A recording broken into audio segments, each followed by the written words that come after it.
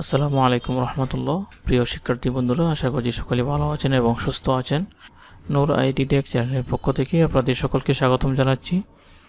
স্থগিত হওয়া ডিগ্রি দ্বিতীয় বর্ষ পরীক্ষার সর্বশেষ আপডেট আপনাদের সাথে আমি শেয়ার করব, যেটি প্রকাশ করা হয়েছে গতকালকে 2 সেপ্টেম্বর 2024 তারিখে দুপুরে। যে বোর্ড কর্তৃপক্ষ কী বললেন, স্থগিত পরীক্ষা কবে হবে, কিভাবে নেওয়া হবে, চলুন তাহলে সেই আপডেটটি আমি আপনাদের সাথে শেয়ার করি।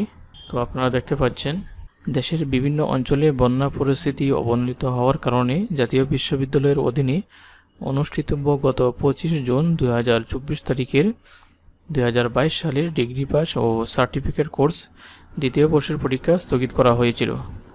আজ সোমবার 2 সেপ্টেম্বর জাতীয় বিশ্ববিদ্যালয়ের পরিচালক আতাউর রহমান তিনি জানান, নতুন পরীক্ষা নিয়ন্ত্রক নিয়োগ দেওয়া হয়েছে।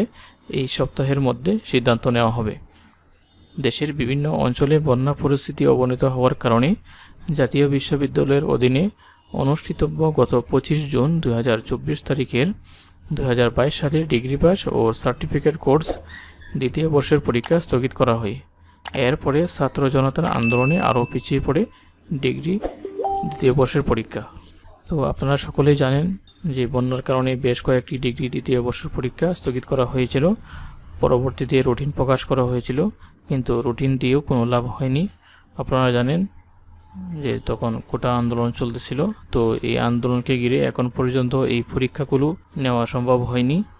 কবে পরীক্ষা হবে আমরা এই সপ্তাহের মধ্যে ইনশাল্লাহ জানতে পারবো।